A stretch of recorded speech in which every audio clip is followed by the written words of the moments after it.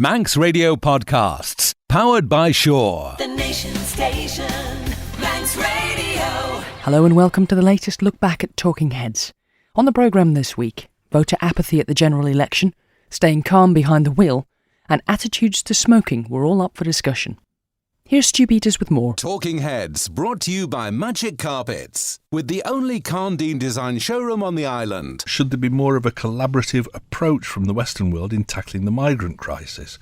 World leaders meet in New York today to discuss the global migration crisis. It's the first time many heads of state will attend a UN summit on the topic, which will be chaired by Secretary-General Ban Ki-moon. The UN says the aim is to establish a better international response to the situation. Should Western countries be working together to do more to tackle the crisis? Or is the West already doing enough, do you think? This from Alan. He says, has the Arab arm of Amnesty International lobbied their fellow Arab nations to house more refugees? I expect so. Central American countries were pretty keen to house certain refugees from the Second World War, and I also remember Idi Amin going to Saudi Arabia. Are they only interested in people with money, says Alan. Charity begins at home. Most fleeing North Africa are just jumping on the bandwagon. Straight back with them, says somebody else. Right, well, that's an approach, I suppose. The trouble is, Stu, the large part of these are not refugees, they're economic migrants. It's also a nice, easy way for ISIS to get its murderous scum into everyone's countries, as Germany and France have found out. Not here, thanks, says Dave. Let's go to the lines. We've got Howard on. Hello, Howard. Just listening there when you were saying about coming into Britain with the Sharia law and all of that. If they're coming into this country, the laws are made by the people that govern this country. Yeah. They're not dictated to by the people who come into the country. If we were to go to Saudi Arabia or such likes, we would have to obey theirs. Yes. And they are very, very strict. If I wanted to walk down the street with a can of beer in my hand, I would do that, well, only once. Yes. Because not only would I get a flogging, I'd probably get, the hands chopped off. Well, I mean, this is a perception, and I don't know if it's a valid one, but the perception is that we, when I say we, I mean the British Isles generally, are pretty soft on that kind of thing, whereas other countries are very harsh about it. Yeah, they're not soft, they're stupid. Right. Because the laws are made there for everybody to obey, not just particular groups. Yes. And if you come into a country, you are expected to obey those laws anywhere in the world. And kind of assimilate as well. And people will say, oh, well, you mentioned earlier on about the expats living in Spain, they don't try to assimilate. I suppose that's a valid sort of counter-argument. But yeah, I think, when I moved to the Isle of Man, if I'd have been told that I had to wear sort of tartan or whatever, or some sort of a Manx kilt, then that would be part of the decision to come over. If I'd have had to stand on one leg and sing Ellen Vannin, then, I would have learnt the words. If I wanted to move to America and I had to wear a Stetson or call everybody y'all, then, you'd kind of do that, wouldn't you, if you wanted to go there badly enough? Stupid plan they've got where they come in and they've got to learn how to be English. Well, you might as well learn a nursery rhyme. Yes. Because these people can put the words down and then walk straight out of the building and forget it completely and go back to their normal course. Yes. But Sharia law is not part of the British culture. Sure.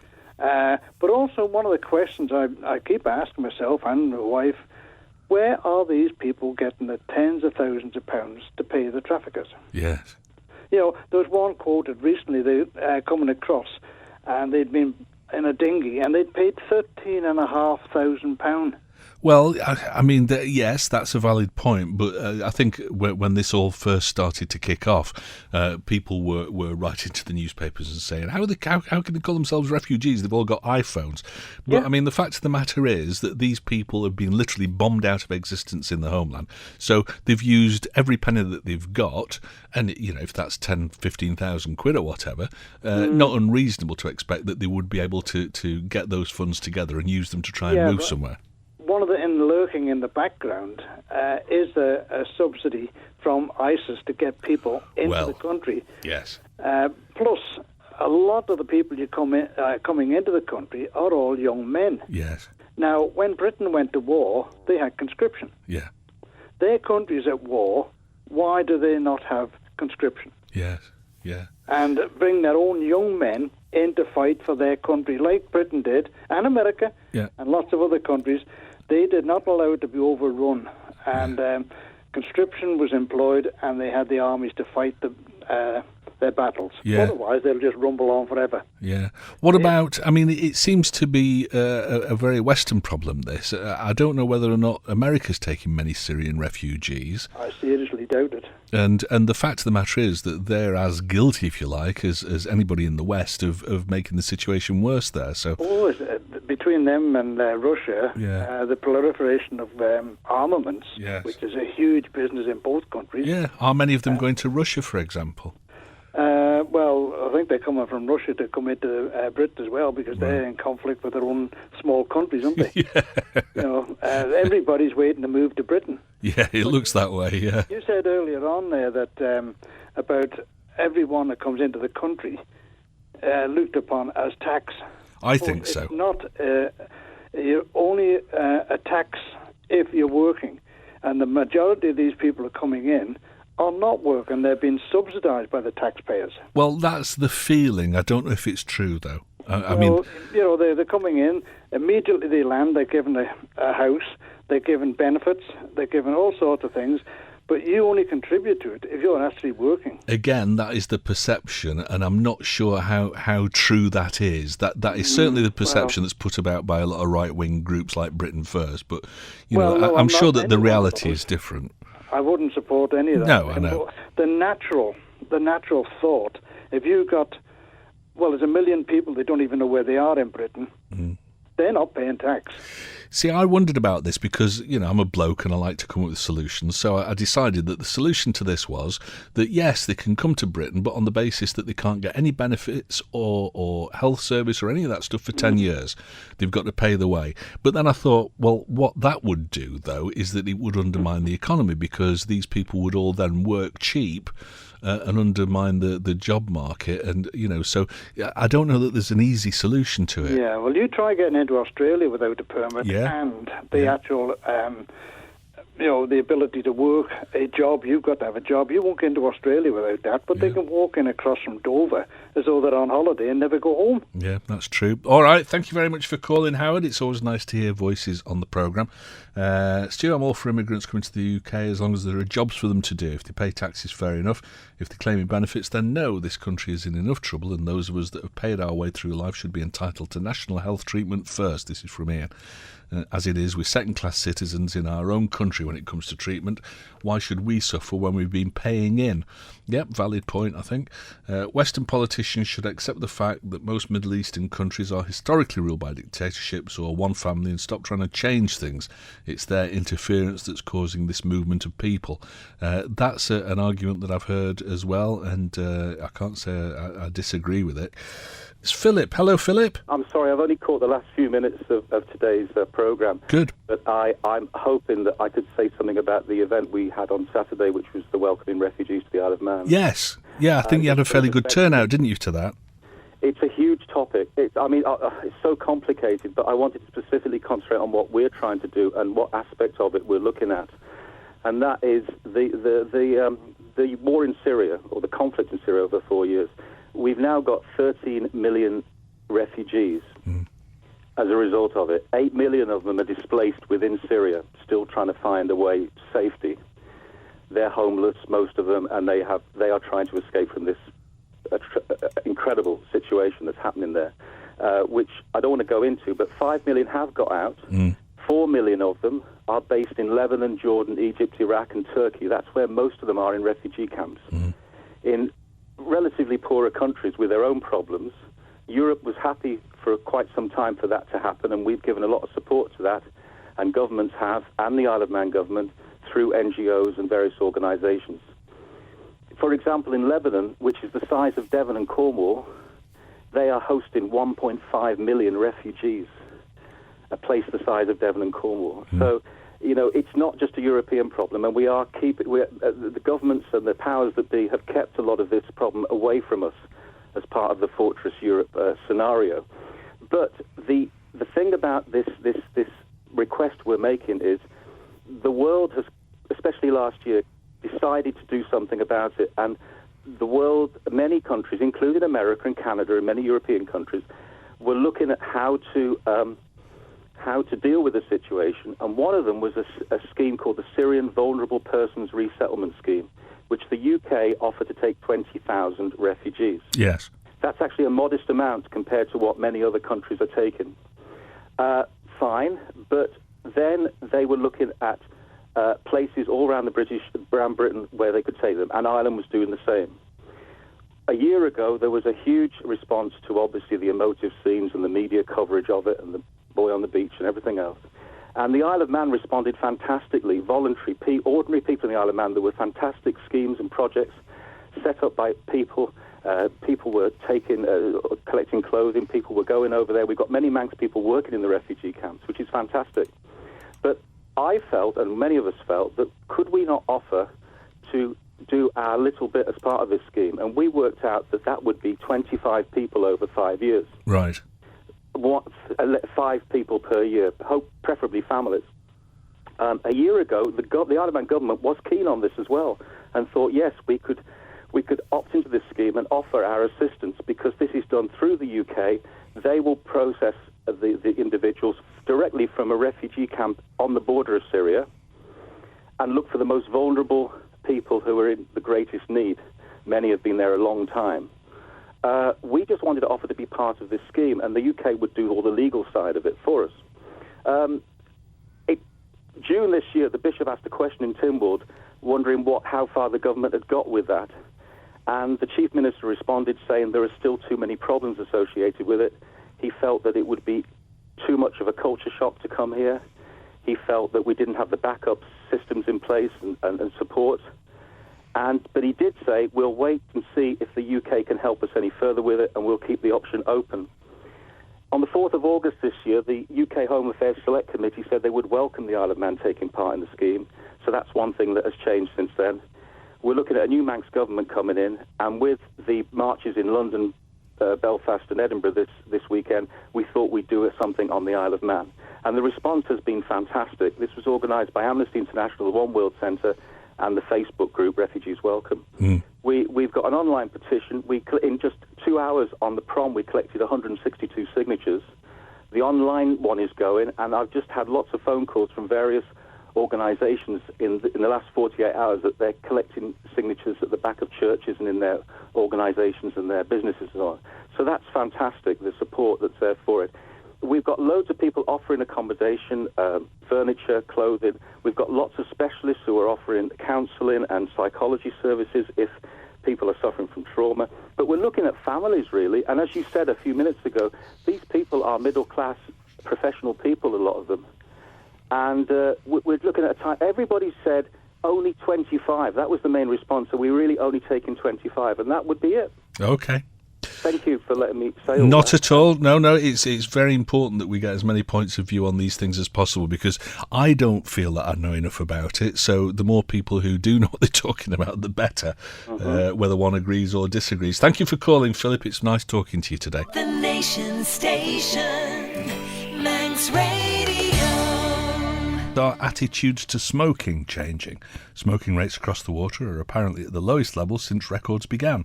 According to Public Health England, there are now twice as many ex as current smokers. The report also found if people gave up the habit for 28 days, they're 5 times more likely to quit for good. Are attitudes towards just how acceptable smoking is changing? Are the restrictions placed on smokers and smoking creating a growing stigma, or are attitudes the same as they always were? What about this thing now where you go into a shop and the cigarettes are all hidden, they're covered behind some sort of a blind? I can't read that, Dave. You know that when you sent it, didn't you? But he says no. Well, I'll paraphrase. No, it's none of those reasons that I cited. It's the price of cigarettes. That's what's put people off. Stewie, it's a no-brainer to stop smoking. I was once hospitalised and put on a ward with dying smokers, and the look on their faces when they were gasping for breath I'll never forget, says John. I'm not that might work with some people, John. I don't think that necessarily works with everybody. I mean, people say, well, of course, we didn't know all those years ago how dangerous cigarettes were. Yes, we did. I remember the school vicar. When I was at school, I was probably 12 or something like that. So, we're talking best part of 50 years, 20 years ago, 50 years ago. And the padre sort of sat us all down and told us about the perils of smoking. And he was very graphic about attending people who were dying from various cancers and things. And it was very graphic. And the idea was to try and scare us off smoking. And I don't know that it worked at all. My father died from lung cancer, and the first thing I did after the last time I saw him alive was that I came out of the hospital and sparked up a cigarette. So I don't, because the trouble is that as a smoker, you always assume it's going to be somebody else. You know, you think that you know, you're going to be the one person who survives this. You're going to be the person that lives into your 90s, quite happily smoking as many as you like, and it's not going to affect you. That's the trouble with it. Stu, I stopped smoking 50 years ago. My reward is all the duty that I've not paid to government. I wonder how they make up the income with so many people stopping. Well, they bring taxes in on other things, don't they? You know, toilet tax and things like that. All sorts of other taxes to make. That was always the point about this, that, you know, governments might have said, yes, we want you to all stop smoking, but between themselves, that's the last thing that they wanted, because tobacco was a fantastic earner. Years and years ago, I saw a thing in the paper, I've mentioned it before, that said that in the UK, I think it was £10 billion a year was brought in by tobacco taxes, and £1 billion a year was spent on tobacco-related illnesses by the NHS. So, you know, 90% of all the money raised by taxes went straight into the kitty, and only a tenth of it was part of the cost of doing that, I suppose. Hey boy, 18 months now without a cigarette. Fact, says Frank. Well done, Frank. Yeah, well done. I'm 5 years. I was working it out the other day. I'm 5 years on electronic cigarettes, and I still do have the occasional real cigarette, because I didn't decide that I was going to give up smoking. I decided I was going to give up buying them. And I pretty much stuck to that. So, yes, I'm 5 years off them. After 40 years as a smoker, 5 years off them. And I put it all down to electronic cigarettes. Now, they're not for everybody. I appreciate that. And there are still concerns that there might be long-term health implications. But as far as I'm concerned, after trying every other method of giving up smoking, that was the one that finally did it for me. Stu, due to regular tests such as mammograms, smears, etc., cancer is detected earlier, in many cases cured. Hence, more cancers are detected, so numbers of cancers appear to have increased, says Christine. That's probably a valid point, Christine. Yeah, okay, I'll accept that. Hey boy, try those patches to help quit smoking. The secret is to use 2 of them, place them over each eye, and then you can't find your fags. However, you'll only quit 2 ways: by wanting to, or through getting one of these diseases, says Frank. Yeah, I suppose so. I wanted to for 40 years. I wanted to give up smoking for 40 years, but, and again, I'll hold my hands up and say that I've got absolutely no willpower for things like that. It's the same with diets. That's why I'm not terribly good at dieting, because I give up too easily. And it was the same with smoking. I tried every single remedy, and it was only when e-cigarettes became available and worked that I found an alternative. And that's the beauty of them, you see, because they're an alternative to smoking. It's not a case of sticking a patch on your arm or chewing a gum or whatever. If you're a smoker, you don't want to do that. You want to carry on smoking. And with e-cigarettes, that's effectively what you do. It's just that you're making steam instead of making smoke. Hey boy, it's easy if you want to. Years ago I used to smoke 40 Park Drive a day and 60 a day at weekends, so I do know how hard it is to quit, but you should always try your best. Okay. Still, I gave up smoking for 5 years, but had the occasional cigarette, which led to me smoking full time again. That was, yeah, when I used to give up on a fairly regular basis, that was always the thing, you know, when I'd use gum or the patches or whatever. I'd get to the point after a couple of weeks where I'd think, well, I could just try one and make sure that I don't really slippery slope once you start with one, and then it's like, well, I could maybe just buy 10 and make them last all week, and then it's 10 a day, and then it's 20 a day, and then you're back on 40 a day, whatever.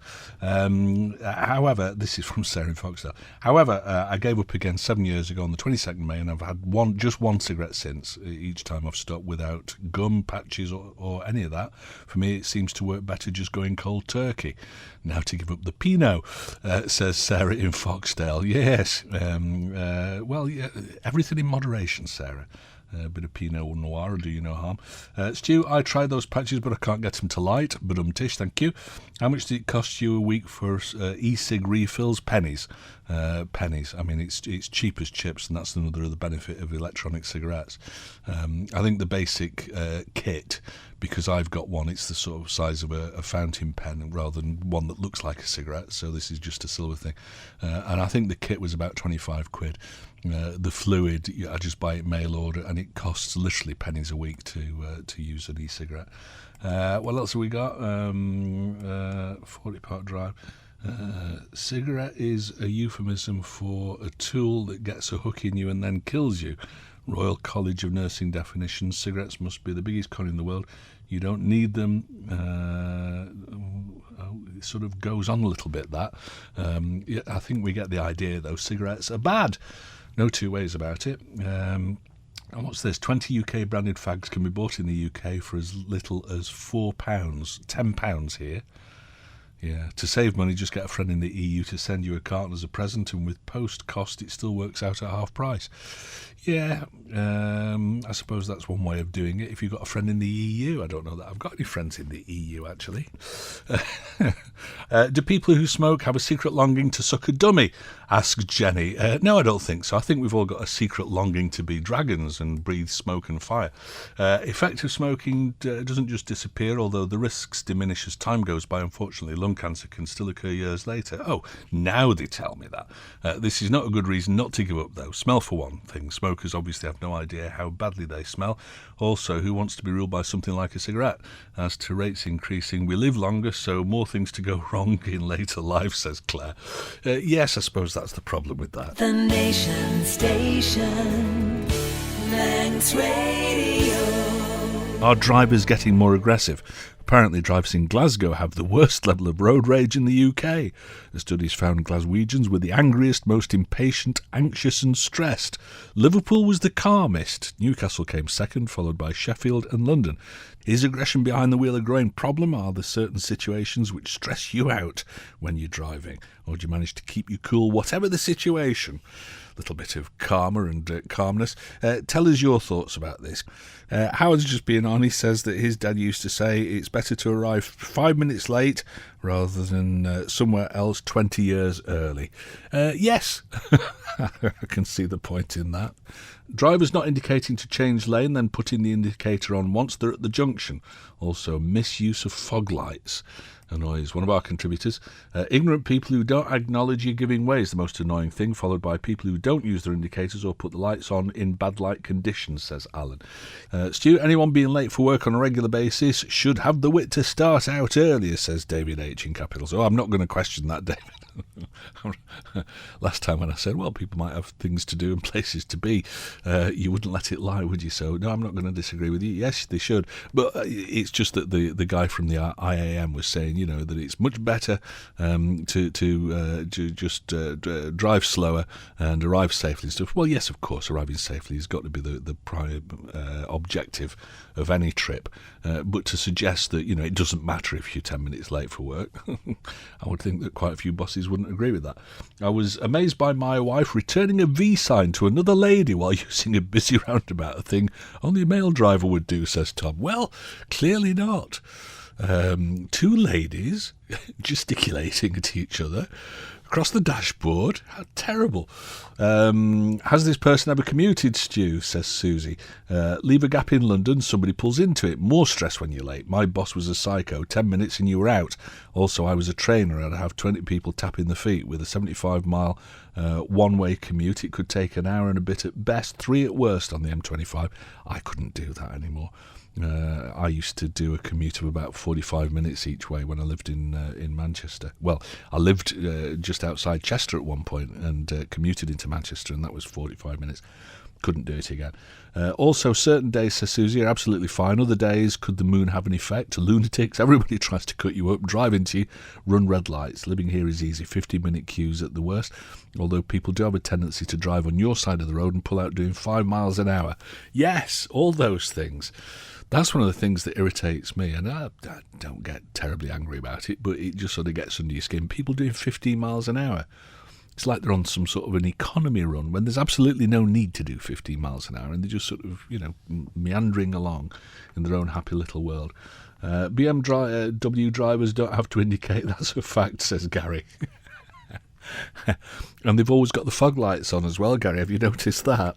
Paul says, I learnt soon after moving here that it was easier to treat the driving standards as a source of entertainment rather than getting wound up about it. Well, I think that that's probably a fairly pragmatic way of doing it. Yeah.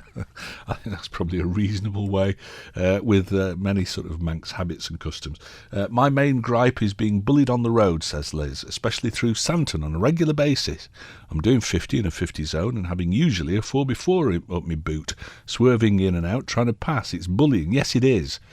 Absolutely. And now that they've put those little traffic islands there by the forge, then it could go horribly wrong if somebody's trying to swerve in and out and overtake you.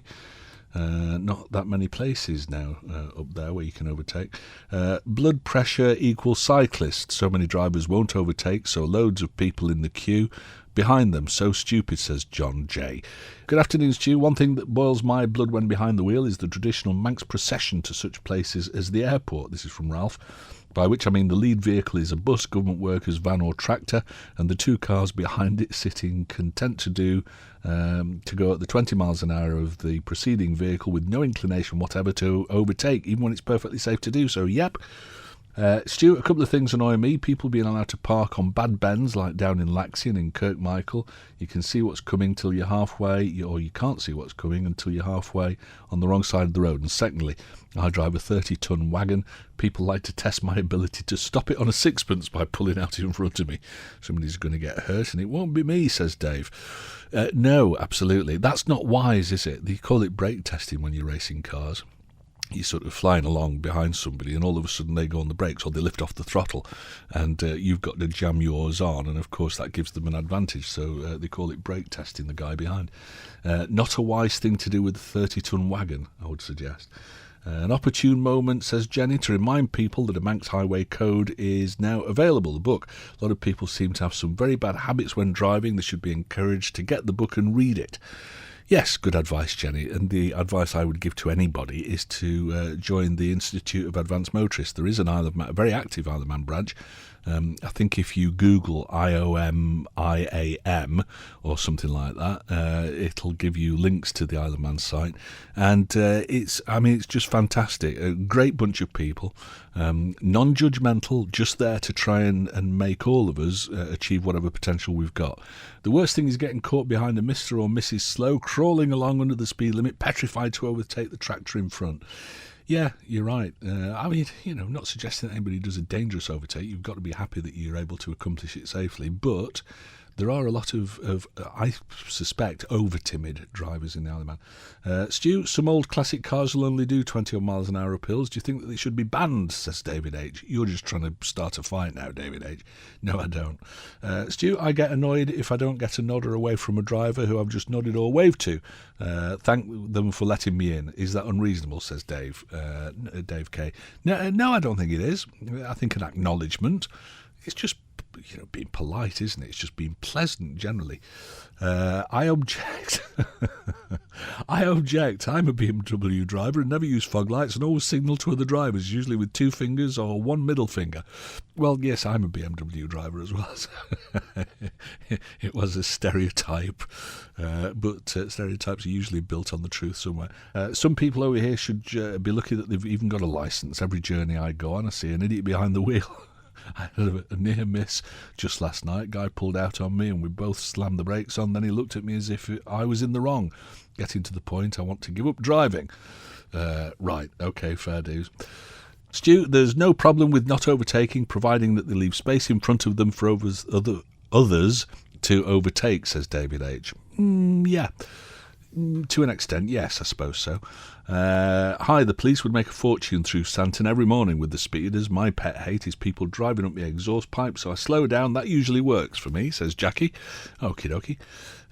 As long as you're doing 50, that's the thing. I mean, there are people. I was behind somebody yesterday going down Richmond Hill and all the way down, they were doing 40 miles an hour and hitting the brakes. If they speeded up going down the hill, and it's like, it's a 50, it's not a 40, it's a 50 limit.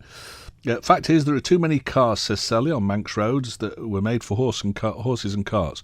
There's no restriction on bringing cars over. How many forecourts are overflowing?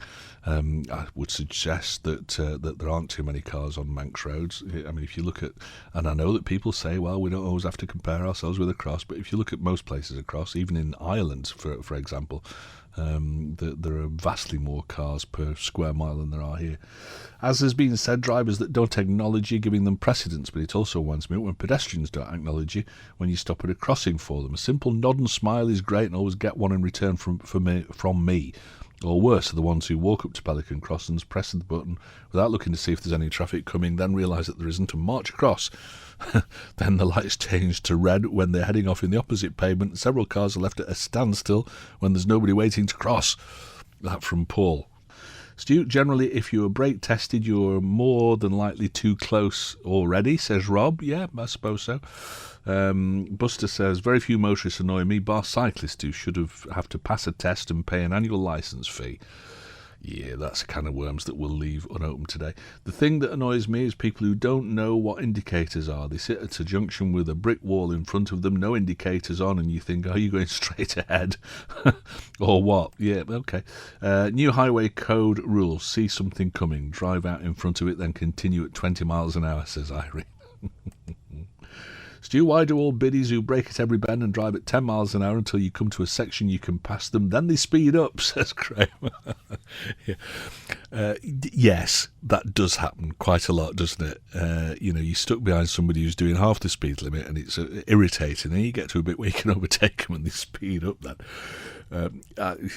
Maybe it happens, I don't know. It seems as though it happens all the time. It might just be that I'm getting irritable in my old age. Stu, you say that you can pass your test at a very early age and not have any instruction after. Obviously, you've not driven with the wife alongside you, says Howard. Oh, no. Wouldn't put it with that. Idiots parking on the railway bridge on the Poortown Road. It's classed as a humpback bridge with double white lines. They still park there, says Dave. It's not the old classic cars, it's the old classic fossils driving them, says John. Now, you see, John said that, not me. So don't throw that one back at me. Volvo drivers always drive with the lights on because they think the race. No, I don't think you can turn them off. Daytime driving lights on Volvos, I think it's an automatic thing. I don't think you can turn them off.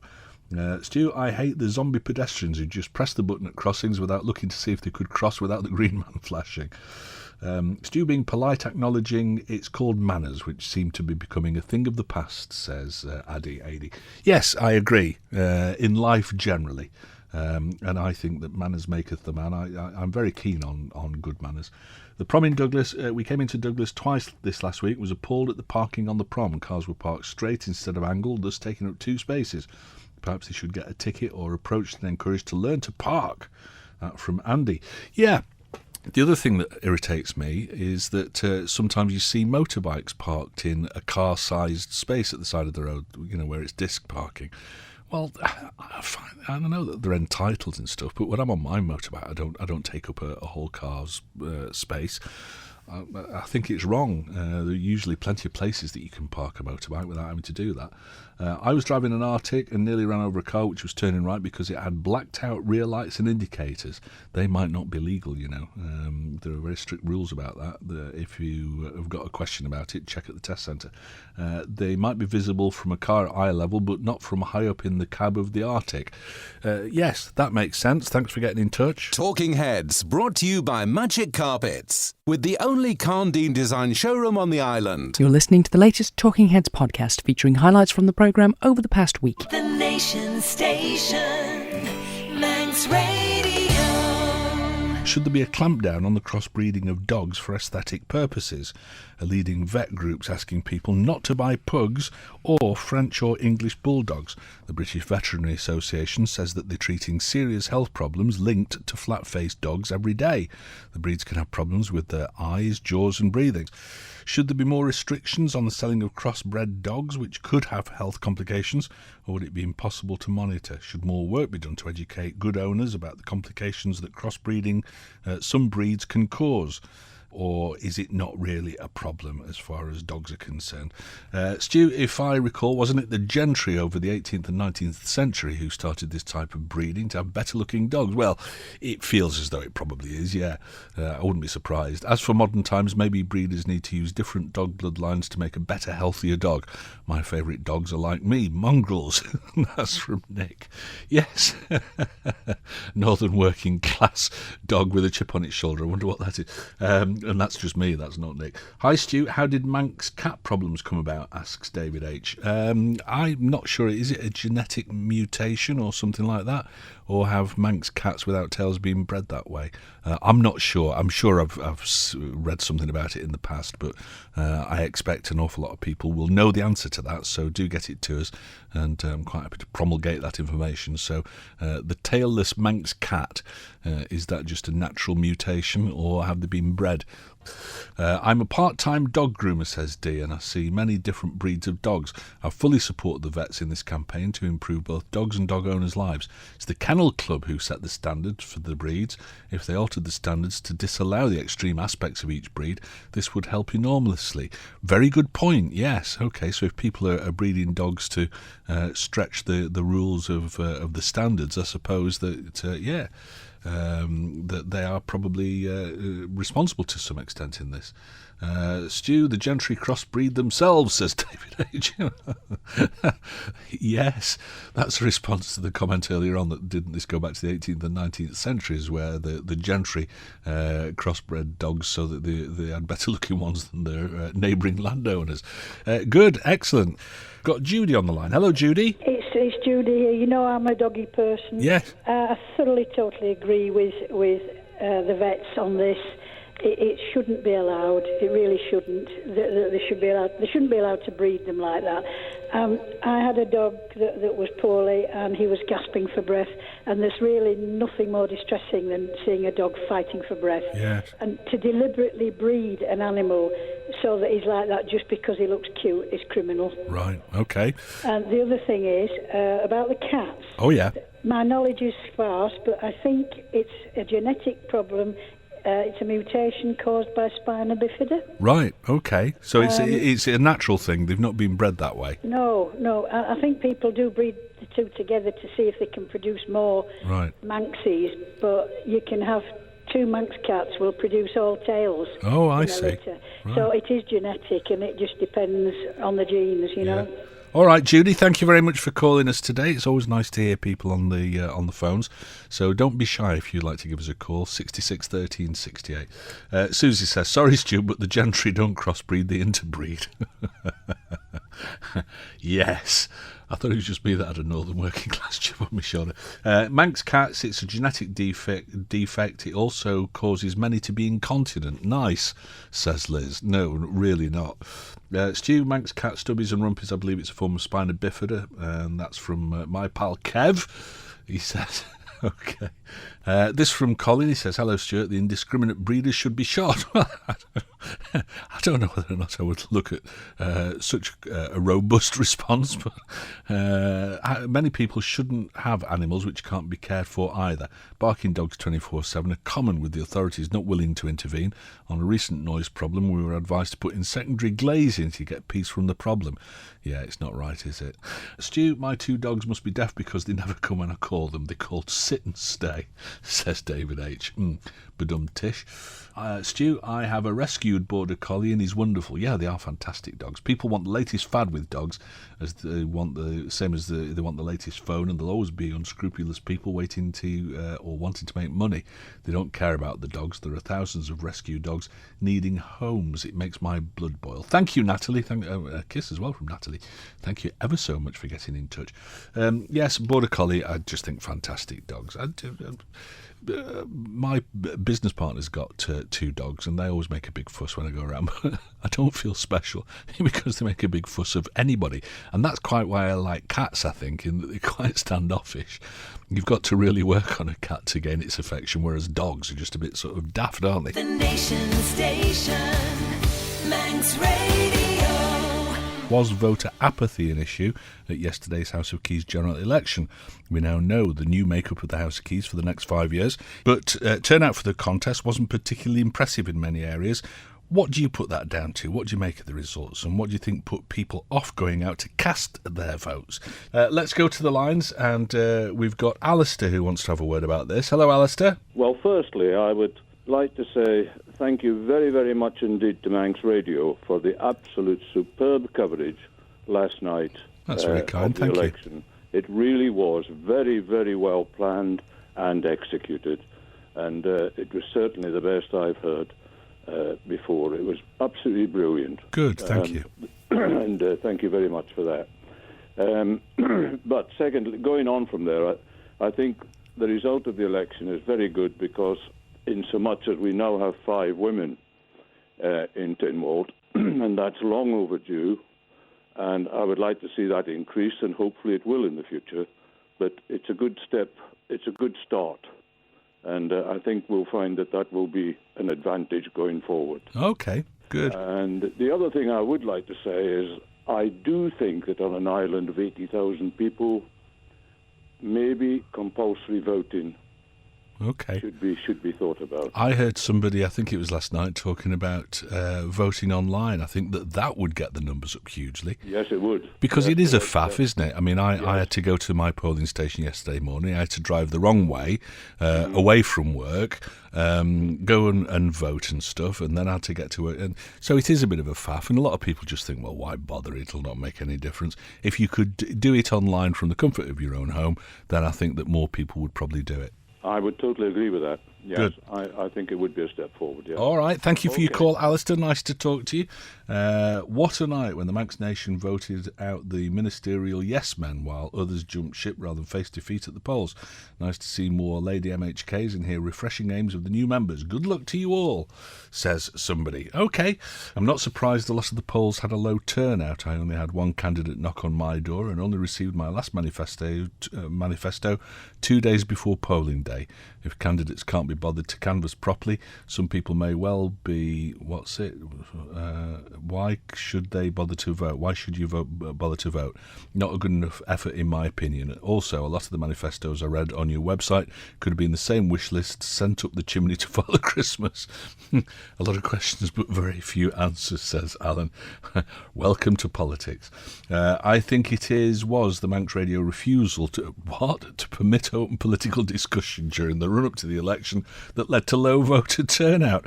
You have to find a way to get over this, says Simon. What? Manx Radio's refusal to permit open political discussion? Not at all. I think you'll find, Simon, that's not a Manx Radio policy. That's a legal requirement. If you look at the Communications Commission's Code of Practice, they've got a section about election coverage, and they're very clear about what you can and can't do. And unless those rules were in place, then I think that canny politicians or would-be politicians would misuse the media to try and get a story out about themselves that was positive, and maybe others that were less positive for other people. So, you know, they'd be trying to come up with all sorts of things that would get them newsworthy headlines.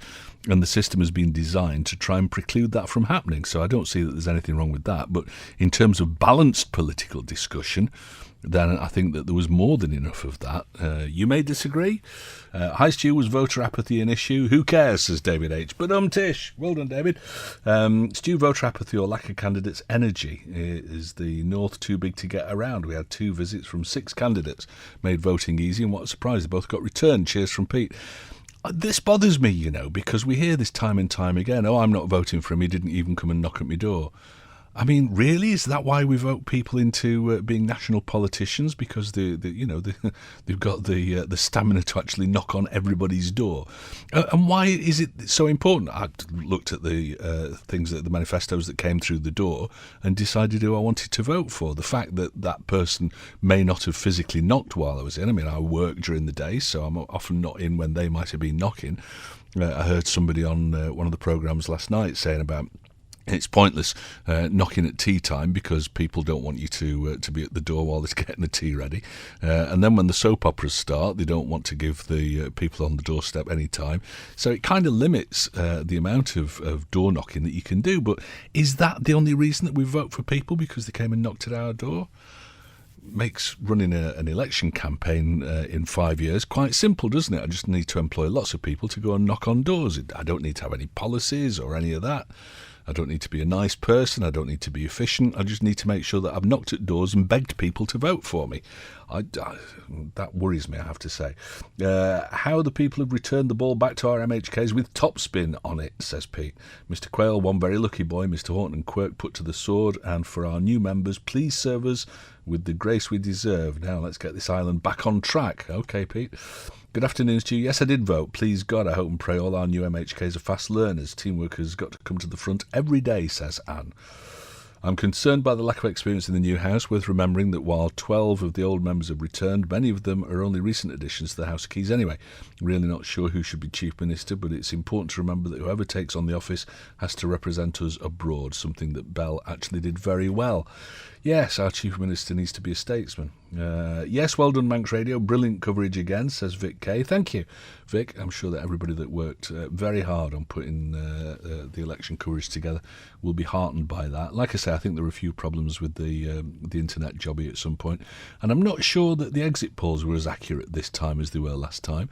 But, that's beyond our control. We can only give you the figures that we get. Hey, boy, I hope that there's going to be extra staff on at the job centre today, along with some sharp crayons, says Frank. Reference the turnout being poor. What does the data tell us? Which constituencies had low turnout? And more importantly, what was the demographic segmentation? Oh, you see, if you're going to use words like demographic segmentation, you know that it's going to go over my head. Based on personal conversations with the younger generation, I suspect that they didn't exercise the right to the degree that I would have hoped to see, says Jeff. It's all over, the voting and all that political rubbish. I voted for 2 people and they didn't get elected. That's from Kev, with a sigh. Ross here, I like to see women in. It'll make a big difference. And as for online voting, no, going to the polling station gets people out that have not been out in 5 years. I'm not sure I agree with that. Afternoon, Stu. I personally was quite shocked at how low the turnout was and seriously thought that more people this time were engaged with the election and politics in general. It's extremely difficult to say why this is without speaking to those who didn't vote. It'd be helpful to know the percentage split between different age groups to start taking a view. Some possible reasons: did candidates in general do enough personal contact with the electorate? Was there sufficient media coverage? Were all age groups targeted by the candidates? Do 50% of the voters believe that they're not affected by who's in government? Are 50% of the island's voters Jehovah's Witnesses who don't believe in governments? That from Malcolm. Let's go to the lines. We've got Pam on. Hello, Pam. Yeah, I was ringing about this compulsory voting. Oh, yeah. It sounds like a good idea, but if you haven't got the legislation in place to prosecute all those, and there'd be an awful lot who would turn around and say, you're not making me vote. Well, yeah, but I mean, if you brought in compulsory voting, then you'd bring in the penalties at the same time, wouldn't you? Yeah, I was just sort of thinking that, the attitude that a lot of people have to the election and to voting, and that could cause problems. I think the thing is that because we talk about politics virtually every day on this programme, and the people who listen to this programme enjoy listening about politics and things, so we assume that everybody's the same. I suspect that probably 75% of the population of the Isle of Man, of the world generally, has not got the slightest interest in politics. To be honest, I'm not the most politically aware person. Well, what we do is that we it involves. I'm only political insofar as it involves me, which everybody should be, because politics does involve us all, whether we're interested or whether we're not.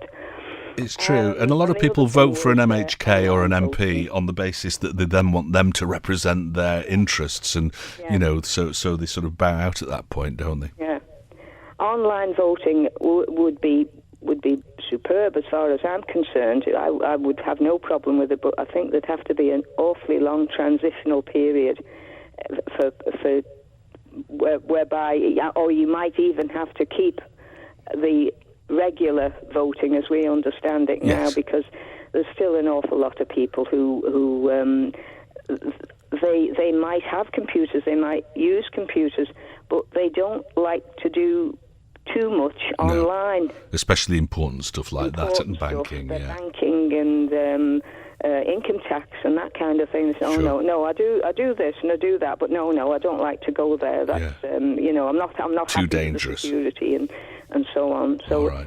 that would be, it would be a great idea, and if you could sort of bring it in gradually over a period of time, I think a lot of people would be up for it. Good. Okay. Well, let's hope that they think about that for in time for the next election. Let's go back to the lines. We've got John on talking about candidates knocking on doors. Hello, John. I'd like to answer your worry about people sort of demanding MHKs turn up their door and knock. I've read countless manifestos in this election, and they all seem to be written by the same scriptwriter. Personally, I like to judge somebody by talking to them face to face, seeing them in the eye, and basically that's how I can tell somebody's character personally, whether I believe them or not. Yeah, no, I agree with that. I think there's an awful lot to be said. The other thing you're harping on about is social grooming online. Yeah. Which could work out the same again. It could be anybody on the end of the line. It could be anybody putting out a manifesto. I like to see somebody, as I said, face to face, and I like to personally judge their character. All right. So, would you go? You can't do that online. Yeah. Would you go to, say, a requisition meeting or something so that you could actually see the cut of the jib? I do go to requisition meetings because I want to see people under pressure. How do they handle a question they don't want? Yeah. So they say they could write anything on a piece of paper. Oh, sure. Yeah. They could write anything on a piece of paper. They could write anything online. You don't know how somebody's going to react until you see them in face to face. All right. Asking a question they're not expecting and how they react to that question. Yeah. All right. Perfectly good points, John. Thank you very much for calling. Only way to do it. All right. Thank you. Bye. That's John's point of view. And yes, I think he makes a fair point, valid point there. Percentage turnout can be misleading, particularly with such large geographical constituencies. If Peel had 100% turnout with the outlying districts being, say, 30%, it gives the wrong impression of generic political interest in the constituency. Okay. You people understand data far better than I do.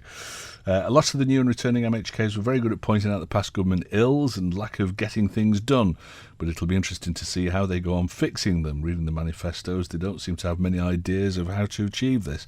Good luck though, and please get on with it as soon as possible, says Josh. Much easier to be a critic than a doer, isn't it? That caller who mentioned about the online vote thing, it would actually work very well because everyone gets a unique polling card. So like when you renew your tax disc online, you get a unique number to type into the website. So yes, this could work, Stu. That's from Kev again. Thank you, Kev. It'll be very disappointing if Durham Watterson becomes Speaker. I voted for him. He's done a good job as Minister and expected him to continue in Comyn. If I'd known he was intending to put his feet up for the next 5 years, I would have voted for somebody else. Stu, I've kept very much quiet over the election, but now I feel I must stress to the successful candidate, please do not let hatchet man Howard Quayle become First Minister, as in his post as Health Minister he's virtually brought our hospital to its knees. Right, okay, well, that's from somebody who reckons to be inside the system. How could cautious Kate... Oh, we'll look at those later because we're going to be talking about that later on. I only had one candidate at my door, says Roy in Port St Mary. Despite living in a built-up area, I didn't see one candidate. That's from Rusty's daddy and Sonny Ramsey. I only had one candidate at my door, says Roy in Port St Mary. Despite living in a built-up area, I didn't see one candidate. That's Rusty's dad. Yes, Stu, but not all candidates even put out manifestos, says Pete. Did they not? Hi, studio. I started listening to Manx Radio last night as the election broadcast started and I found myself unable to stop listening. What a truly fantastic broadcast, the best that I've ever heard. And I'm in Liverpool with no involvement in the Isle of Man general election whatsoever. Well done to the entire team for such a fantastic broadcast, including Marion Kenny, who presented each news bulletin throughout the night, and to all the other presenters taking part. Thank you from a Scouser living on the wrong side of the Irish Sea. That from Harry. That's very kind, Harry. Thank you. One from Karen, a huge thank you to everybody for the excellent coverage of the general election and going off on holiday now. Well done, Karen, thank you. Stu, what makes me laugh is the clowns that have been bashing the old MHKs will be doing the same with this new lot, says Dave. Well, that's beyond question. That's beyond doubt. The question is how long it's going to take. before this is the worst possible government that we've had in the history of Manx governments.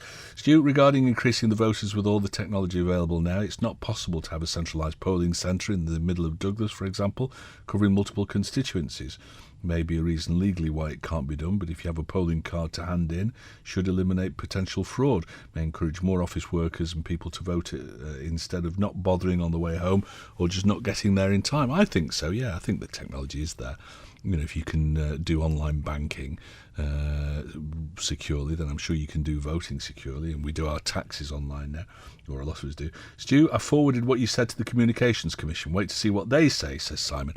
Well, hopefully, Simon, if it was your comment about why we don't allow free-for-alls in the run-up to the election, hopefully the Communications Commission will send you the excerpts from the broadcasting guidelines on elections, and you'll be able to read for yourself the sort of limitations that Manx Radio and other people work under. And they're very different in the run-up to an election, and there are triggers at various points, you know, the close of nominations and close of the polls and all that. It's pretty complicated. You'd be surprised, I think. Robin Peel called. I talked to a lot of people before the election who said that they weren't going to vote. I asked why, and they said that voting didn't change anything. But even with the low turnout, yesterday's result proved that you can get rid of those you don't want and put in the ones that you want. So it's important to vote. With this shift in the election, I hope people will reconsider and vote next time. This would be a security nightmare. Even if everybody was IT savvy, how could it be proved that Granny actually pressed the button without expensive biometrics? Well, the same way, I suppose, that, you know, Granny's able to go online to the bank and transfer money. £20 tax credit for all those who vote, or a £20 fine for those who don't. It would actually be nice to meet the candidates face to face before I give them my vote. The manifestos were rubbish, says Dave. Right, okay, well, Stu, I think that when the new candidates get their feet, it has to be a good thing, as the past MHKs started to vote for their buddies rather than the policies. With a group of 12, they should now vote on the merits of the proposed policy rather than those who are proposing it. For a while anyway, says Ali. Stu, if there was compulsory voting, there should be an option, none of the above, says David H. Yes, that's fair.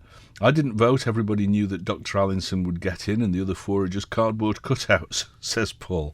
That's probably slightly unfair, at the very least, on the good people who stood for election in Ramsey. Cardboard cutouts, I don't think that's right at all. What else have we got? Stu, that sounds like laziness to me. Get up and move, you, Stu. What? I'm not going to get up and move. No, far too lazy, Dave. What we're talking about now, going and knocking on doorsteps. Hey boy, great that 5 women were elected to Tynwald. At least there'd be no shortage of someone to do the washing up. Frank, I've missed you, like the plague. Somebody to do the washing up, maybe run an iron over the male members' shirts now and then. Also, thank God that Gorn's gone, he'll be able to take a stroll on his golden highway, the Slock. All right, well, entitled to a point of view. I did not have any candidates knock on my door, but I took the time to read all the manifestos I did receive, along with the local papers where the information was available on all the candidates in the island. I also attended 2 public meetings, says Maureen. Yeah, and I think that's a pragmatic approach to it. But I don't disagree with the caller earlier. Was it John that phoned in and said that, you know, he actually likes to see somebody, he likes to actually shake a man or a woman's hand and be able to talk to them face to face to decide who he trusts or not, and that is important. What else? Most surprising thing about the coverage was that they let Stu Peters loose with the mic at the count. Well done, Stu, says John. By this I mean, for instance, who voted in the age group 16 to 20 versus, for example, the 31 to 40 age group, says Jeff. Oh, that's demographic segmentation. Yes, I think I got that. Get the women in, yes, but no bullies or little Hitlers. Well, I don't know there's any guarantee of that, is there? Talking Heads, brought to you by Magic Carpets, with the only Carndine design showroom on the island. That's it for the latest look back at Talking Heads. Our thanks to everyone who took part in the programme this week. If you'd like to get involved in the discussion, you can call, text or email between midday and 2 p.m. on weekdays, or you can share your thoughts at any time on the Facebook page. That's Talking Heads with Stu Peters. You can listen back to each day's programme in full using the on-demand section of manxradio.com, and the website's also where you'll get an update of what's being discussed on the programme each day. You can also keep up to date with that information by liking the Facebook page or following Stu Manx on Twitter. And if there's anything you think we should be discussing on the programme, get it to us by emailing talk@maxradio.com. But that's it for now, so until next week, goodbye. Don't sit in the slow lane. Join the fast lane right now with Shaw's all-new Superfast Plus broadband. Enjoy more bandwidth, amazing speeds and the best value on the island from just £23.95 per month. So don't be left behind. Get a piece of the high-speed action with Superfast Plus broadband from Shaw. For details, visit our stores in Douglas, Ramsey and Port Erin or click shaw.com. Love being Shaw. Terms and conditions apply.